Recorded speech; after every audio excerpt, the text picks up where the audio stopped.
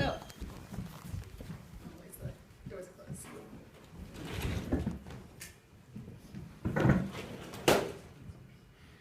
Okay, so I was at the gym.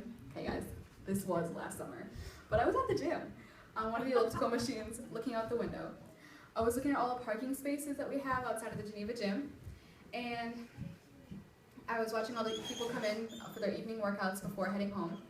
And after a couple minutes, a man pulls up. He's a little bit of a bigger guy. It takes a little bit of effort to get out of his small little vehicle. He's still in work clothes, but as I watch, he leans in and grabs a gym bag. And I watch a little longer, and he leans in and pulls out a cup with a big spoon, red spoon. So if you don't get the picture here, he's finishing his blizzard. And I'm pretty sure it was cookie dough, okay? I'm pretty sure it was cookie dough. But he takes the last few bites of his delicious cookie dough blizzard. We all know how good it is. Throws away his cup and heads into for his workout. You see, he wanted to get in shape, but he didn't want to make any personal sacrifices. I feel this is the way so many people try to follow Jesus. We try to accept the invitation to follow Christ, but we don't want to say no to ourselves. In Luke 9:23, Jesus makes it clear that if we're going to follow him, a casual, no-strings attachment arrangement isn't even an option. He says, if anyone would come after me, he must deny himself. So you can't come after Jesus without denying yourself. The phrase deny himself isn't just the act of saying no to yourself or even resisting yourself. The idea here is that you don't even acknowledge your own existence. We talk a lot about the truth that being a Christian means believing in Jesus, but we don't say much about denying ourselves. Why? Because that's such an unappealing message. How can we deny ourselves in a culture that makes everything about us? In Matthew chapter 19, we meet a man whose name we'll never know, but we learn enough about him to know from the Gospels to know that he's referred to as the rich young ruler. He's followed a path that has led to wealth and power, a path that so many of us are trying to find. He comes to Jesus with a question. In Matthew chapter 19, verse 16, he asks, "Teacher, what good thing must I do to have eternal life?" You have to give him credit here for asking the right question. He wants to know, how do I get into heaven? But even the way he's asking it reveals the heart of all of us. He says, what must I do to have eternal life?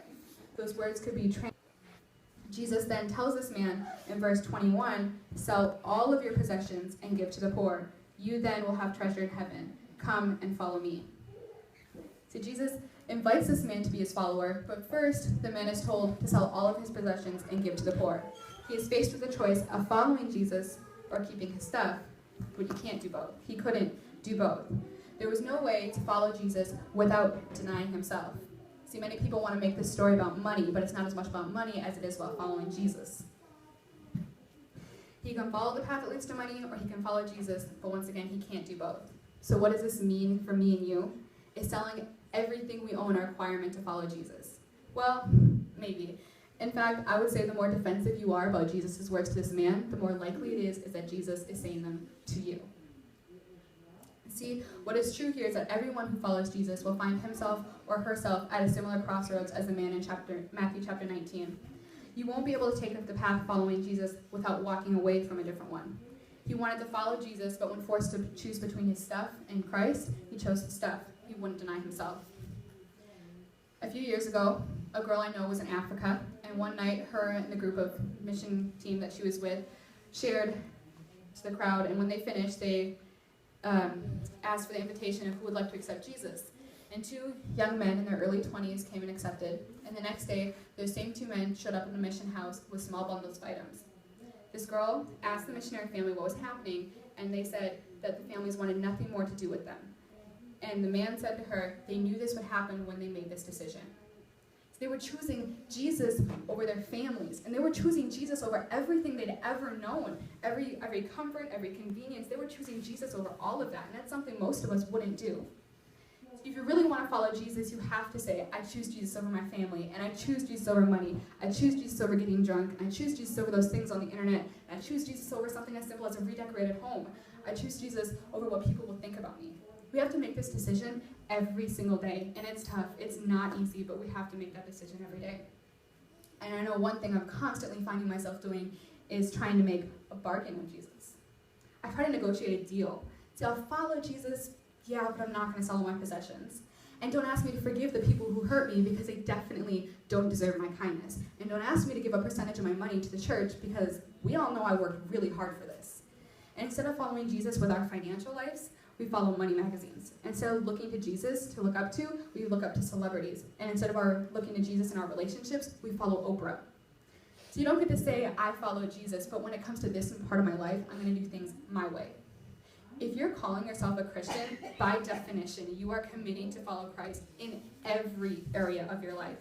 It doesn't mean you'll do it perfectly, but you can't say, I'm a Christian, and then refuse to follow Christ when it comes to certain people or places. I once saw a report on MSNBC about a group of new vegetarians.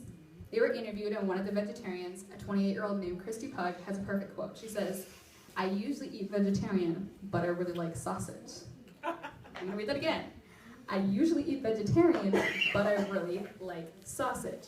See, she represents a growing number of people who eat vegetarian, but make some exceptions. They're calling themselves flexitarians. In another quote, Christy says, I really like vegetarian food, but I'm just not totally committed. A flexitarian is a good way to describe how many people approach their commitment to Christ and how they approach their commitment in their relationship to the Bible too. See, I like to serve Jesus, but I don't like serving the poor because I think they have fleas. And I like to serve my church, but I think somebody else could do that job. And I like to serve Jesus, but I'm just not totally committed. But following Jesus requires a complete and total commitment. What the rich young ruler is committed to is revealed when he refuses to deny himself. He wanted to be close enough to Jesus not to make a personal sacrifice. He wanted to be close enough to Jesus to have eternal life, but not to say no to himself. But the problem here is that Jesus only left 2 boxes. It was all or nothing. There was never the third option of, yeah, only when I want to box. It was all or nothing. So every day this week, I'm going to challenge you to deny something for Christ. But I don't want you to say, this week, I'm going to deny myself. I want you to take it day by day because it's so hard. It's a daily struggle for all of us. You want you to say, today, I'm going to deny myself something for Christ. Today, I'm going to deny myself and give it up to the Lord. And something that amazes me all the time is that no matter how many times we walk down the wrong path, how many times we just decide to go, oh, look, here's a shortcut. We decide to take this road. Is the fact that Jesus is so committed to us. He's always there when we need him to be. He's never left us nor forsaken us. He's always going to be there to be like, hey, Tim, the path is actually over here, so let's do our best we're going to help you get back on this path here. He's so committed to us no matter how many times we mess up, no matter how many times we take the shortcut, no matter how many times we think we're doing something right, we're totally not. He's so committed to